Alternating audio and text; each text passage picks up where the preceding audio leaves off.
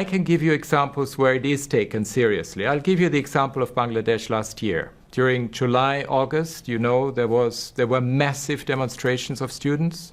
They had enough of the previous government under Sheikh Hasina. There was massive repression happening. The big hope for them was actually our voice, was my voice, was also what we were able to do. And we put the spotlight on the situation. And we actually gave the warning to the army that if they get involved, it means that they may not be able to be a troop contributing country anymore.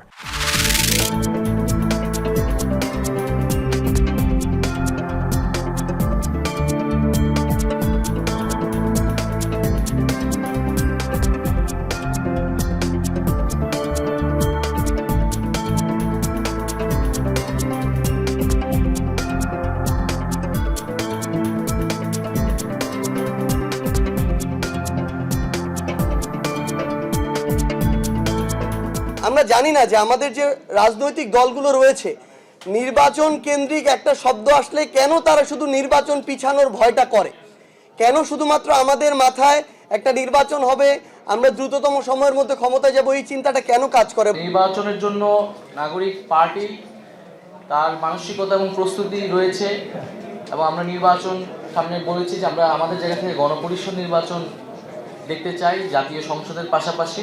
বৈষম্যবিরোধী বা সমন্বয়ের যে পরিচয় সেই পরিচয়টা কিন্তু এখন আর exist করে না সেই অর্থে। ফলে আইন শৃঙ্খলা বাহিনীর কাছে আমাদের ইয়া থাকবে যাতে এই পরিচয় ব্যবহার করে কেউ যদি অপকর্ম করে তারা তাদের আইন অনুযায়ী ব্যবস্থা নেবে। আমাদের চূড়ান্ত গণতন্ত্র এখনো কিন্তু ফিরে আসেনি, কারণ ন্যায় বিচার প্রতিষ্ঠা না হলে কোনো মানুষের আপনার মুক্তি মিলবে না। এটা মার্চ মাস, তো নির্বাচনের জন্য পরিবেশিত সরকারও একটা সময় বলেছেন, একটা মাস বলেছেন ডিসেম্বর। আবার শুনি কেউ বলছেন যে না এটা আরো পিছিয়ে দিতে হবে, এই সময় নির্বাচন করা কঠিন। নির্বাচন তো করবে নির্বাচন কমিশন, তাকে সহায়তা দেবে সরকার।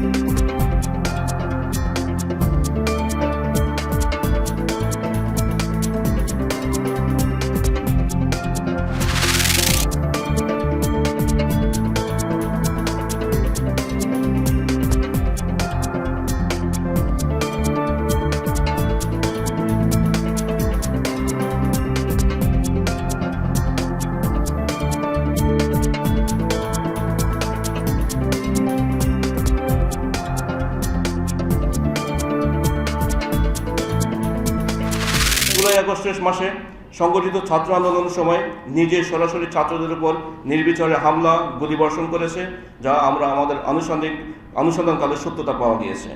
৯ নং ওয়ার্ডের সাবেক কাউন্সিলর জসিমের বিরুদ্ধে চট্টগ্রাম মেট্রোপলিটন পুলিশের বিভিন্ন থানায় সর্বমোট 18টি মামলার অস্তিত্ব খুঁজে পায়।